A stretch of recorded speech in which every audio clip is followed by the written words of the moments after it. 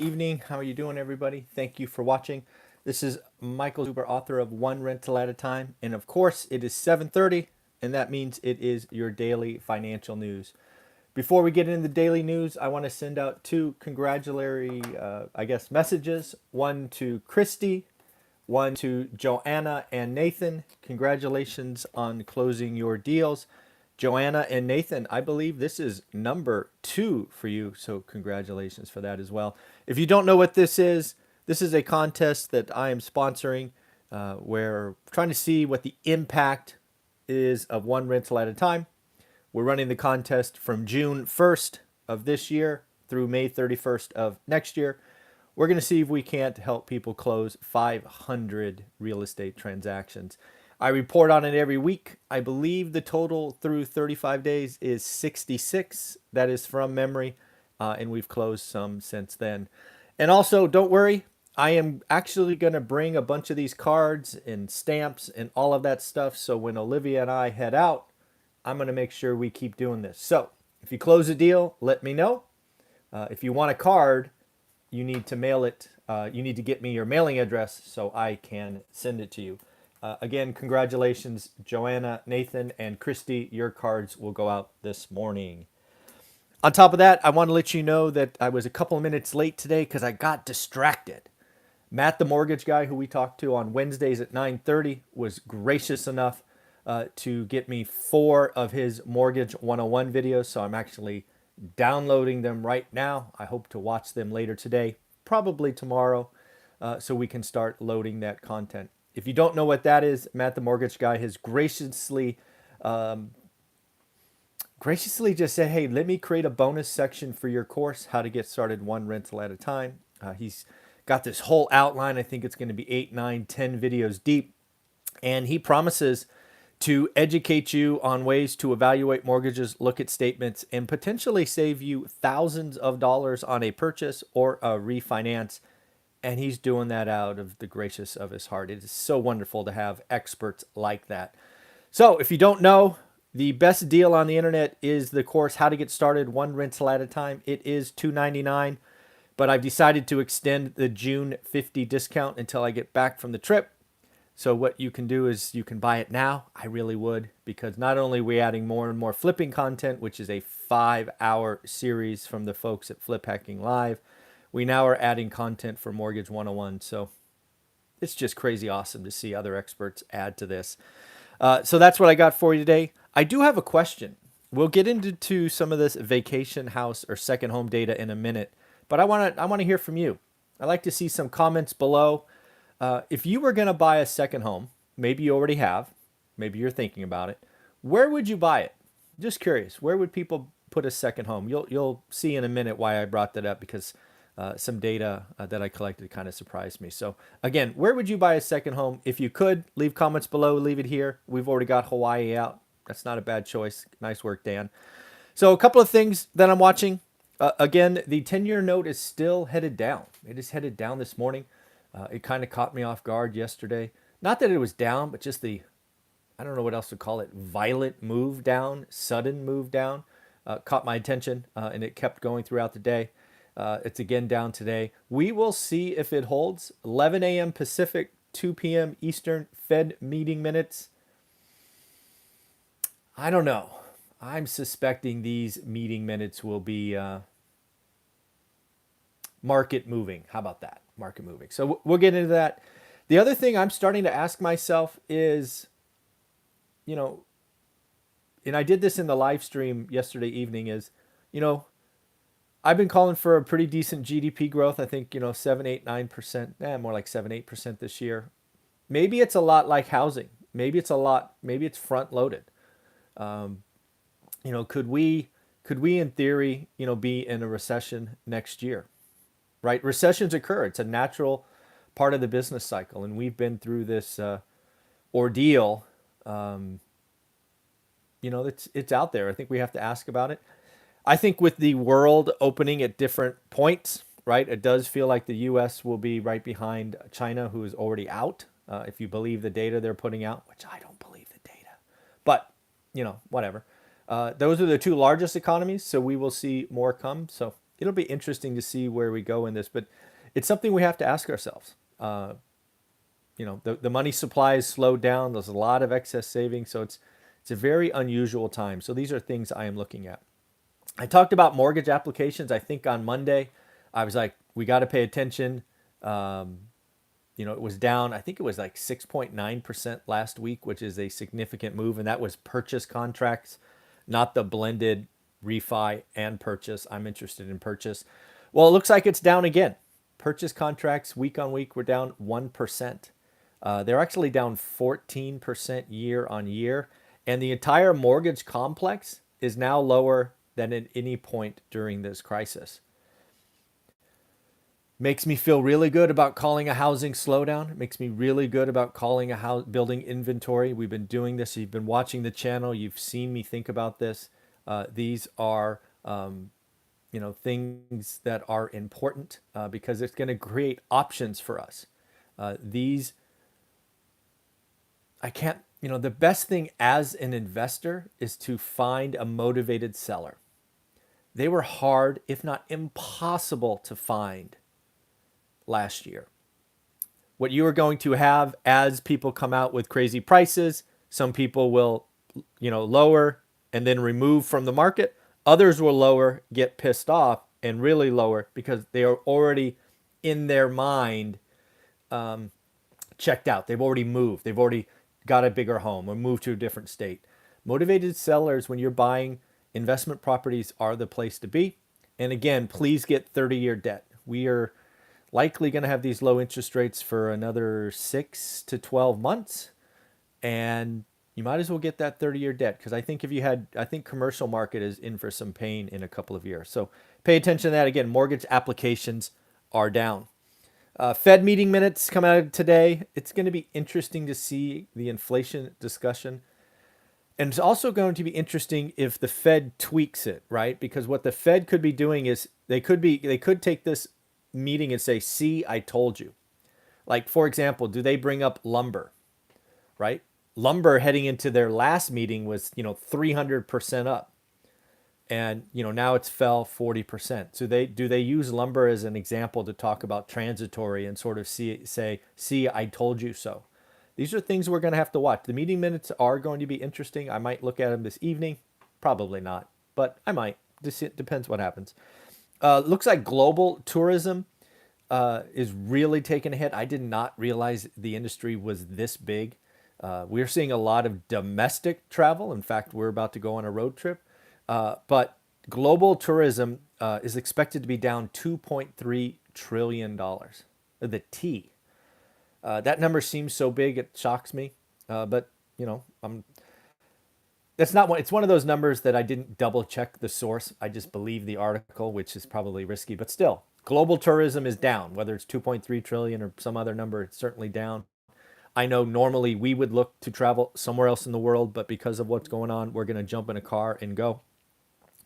So that's interesting. Last year, same article talked about the total being down 4.8. So, last year was really rough for global tourism and, islands and things of that nature. Looks like vacation homes, second home market has seen a robust move, up 24%. This is called as any market that has more than 20% of their listings being vacation or second homes. Looks like, that market, Palm Springs, the kind of secondary markets to big cities is really taken off. That was my question, like, where would you go? I saw Hawaii, I saw Vail, I think I saw Tennessee. Just curious, where would you go, right? Where would you dream of owning a second home? I think that would be fun. Back to the sign that we are traveling. American Airlines talked about the 4th of July weekend, talked about 300% increase in passengers to last year. So again, more signs that we are standing in the sun. We're starting to move. The economy is starting to get moving. But corporate travel, still down, right? Big conferences, sales meetings, QBRs, all those things that I just hated when I was doing that. Still not moving the needle. And again, they're not expecting that until 2022. Don't know if you saw what happening in San Francisco, but San Francisco is in big trouble. San Francisco is one of those housing environments where I think I think a lot of people are going to, I think it was 80% of the people are thinking about moving. Just more signs that it's not a great place right now. It's got to kind of deconstruct so it can rebuild. But yes, Neiman Marcus, sometimes called needless markup. I always thought that was a funny joke. But apparently somebody just, 8 people decided to go in, smash a bunch of glass and rip off a bunch of stuff, broad daylight, right during store hours. At some point, more and more stores are just going to close. And if you close stores in San Francisco and people are leaving, what are you kind of left with? I think I think San Francisco, because I did a video, I've done some conversations with Portland and Chicago and these other areas. I think San Francisco is trying to figure it out. And I think, some people look at it as a good thing, but San Francisco will be a very different city after this crisis than before. Not saying better or worse, it's just going to be different. And yeah, I mean, if the people don't want to live there because they don't feel safe, if employers don't want to have their employees there, what are you left with? Yeah, I would not want to be. I wouldn't want to be a landlord in San Francisco. That's not good. On top of that, it looks like countries around the world are starting to take their foot off the gas. Yes, folks, the United States is not the only market that may be talking about tapering. That is happening around the world.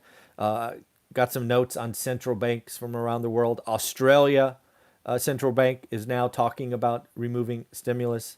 Norway is actually talking about raising interest rates twice this year. This year, crazy. New Zealand is talking about raising rates this year, potentially once. Canada has started tapering in April of this year. So again, realize that we are not the only game in town. This is a worldwide economy. And some countries have already taken their foot off the gas. So it'll be interesting if we do at the Jackson Hole meeting in August. Looks like IMF updated some GDP numbers for 2021. They're now expecting the US at 7%, the world at 6%, and the Eurozone at 4.8%, which is interesting. There was an article I read by a French economist. I just read it. Crazy how I do that. But anyways, it's stuff I like. But this French economist does not have a rosy picture of the United States economy.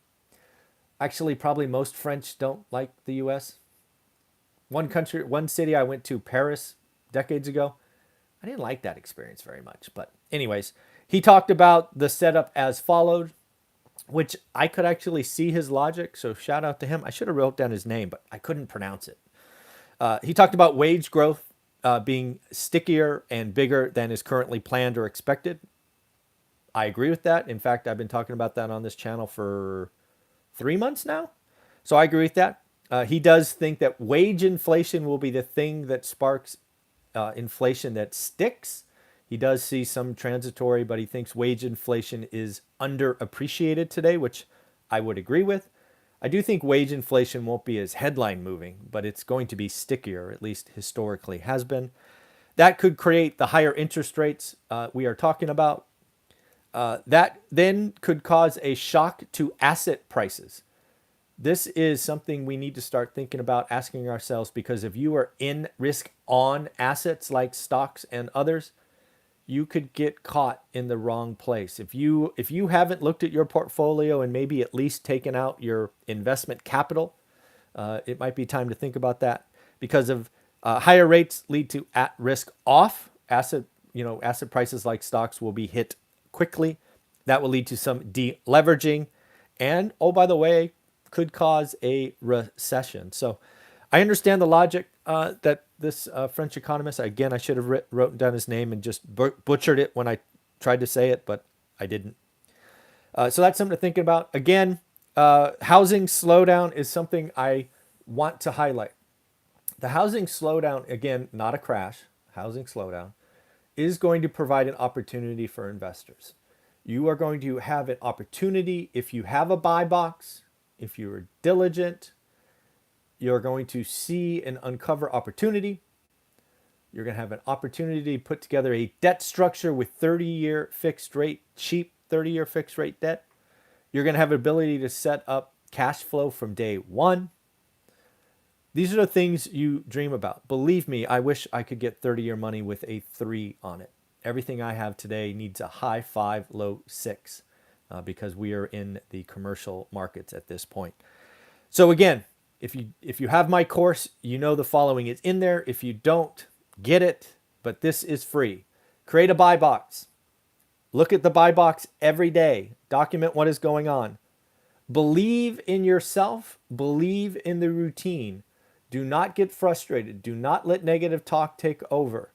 Believe the deals are out there. I still get excited looking every day because I believe the deals are out there. And then finally, never stop learning.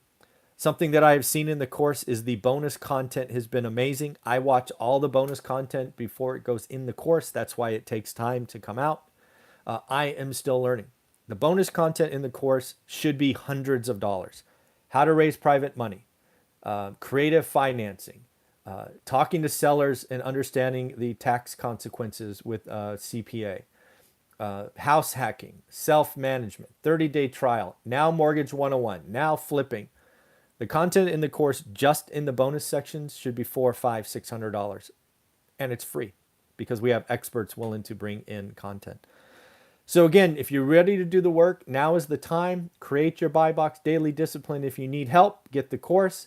And if you do buy the course, do not forget to join the Facebook group. It is free. The Facebook group is called One Rental at a Time Works. It is private. I'm the only one that governs admittance. I will verify your purchase. And you will be joining nearly 1,000 other students doing the work, networking. It's fun. As this group has gotten bigger and bigger, it's taking on a life of its own, and people are helping people. So do yourself a favor. And of course, it is Wednesday, and we have the one and only Anna Kelly back with us today. She has been on a month-long road trip with her family, so we are going to catch up with her. I know I'm looking forward to that, as I'm sure you are. And I've already verified this morning she is good to go. So we will be talking to her in about 11 minutes. Take care. Have a wonderful day. Get the course, June 50 discount. Won't be this cheap ever again. Bye.